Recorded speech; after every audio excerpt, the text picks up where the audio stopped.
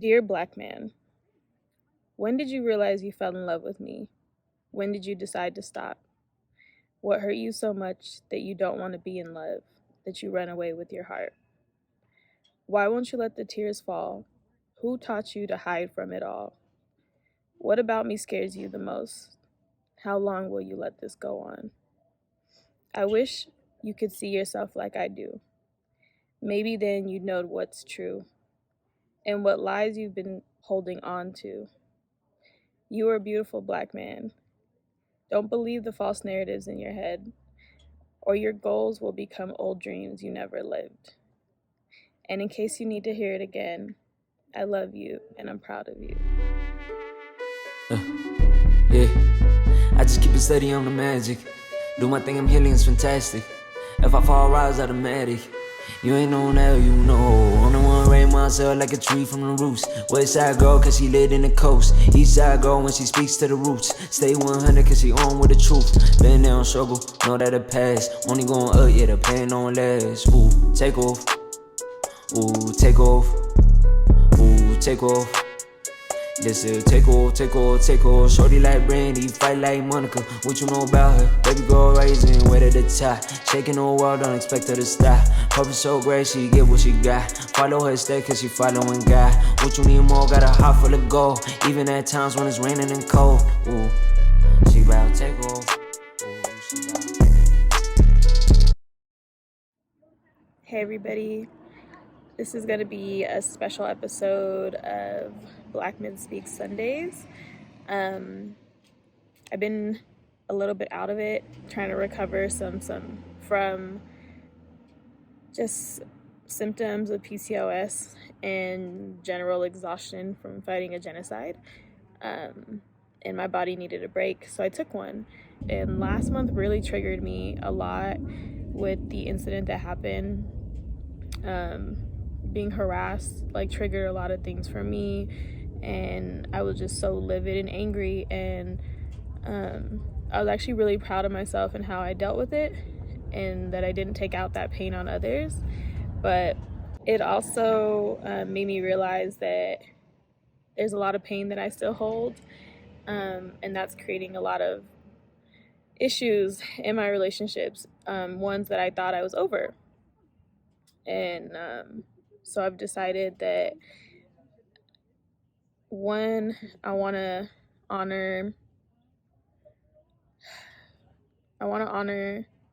my loved ones that I've lost to domestic violence, and also build a bridge of healing for the men and women in our community, because we've had it really hard, and I don't want us to keep repeating mistakes. And I see how this war is changing people. I see every day how much we fight. So this month, I'm going to be talking a lot about domestic violence, and I know that it can feel like I'm attacking men, and I'm not. And I wanted to make that very clear. It is not about that. It's about men and women get hurt. We just do it differently. And so I wrote this poem a while back, and I want to kind of start this journey this month by speaking to the men first,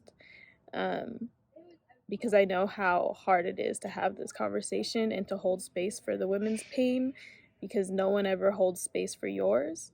So yeah, I just wrote something for you guys, so I'm going to read it.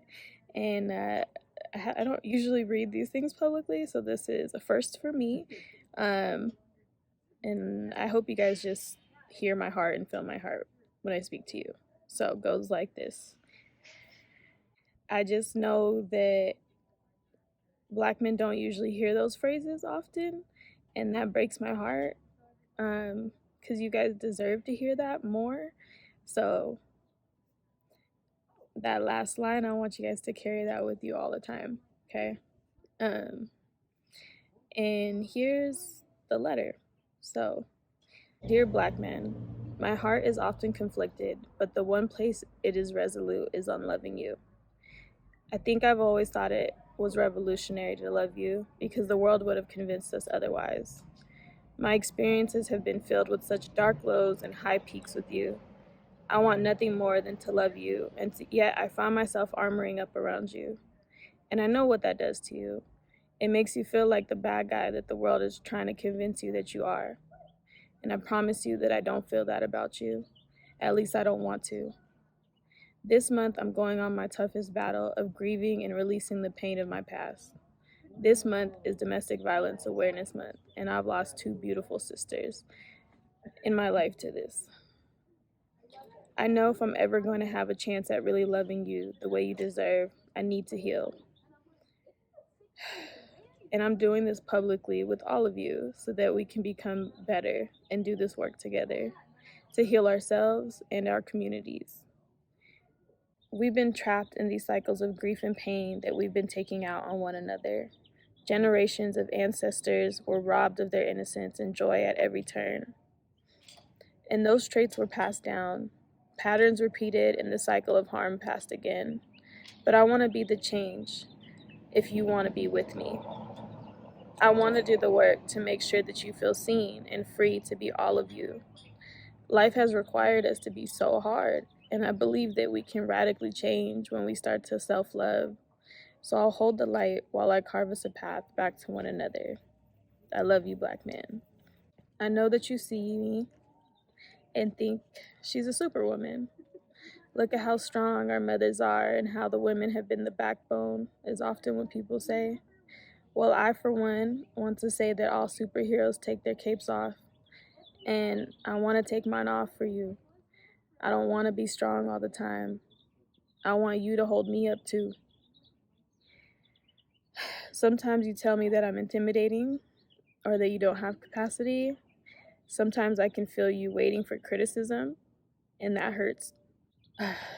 You've learned to prepare for harsh words from women, and I've learned that men are capable of hurting me, so I armor up.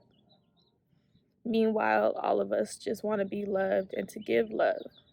So this is my declaration to you. I will heal and I will make more space for you. I'm going to keep fighting for my peace so that I can make a place for you to rest too. No matter how hard this is, I will break this curse for us. I love you, Black man. Help me find my way back to you.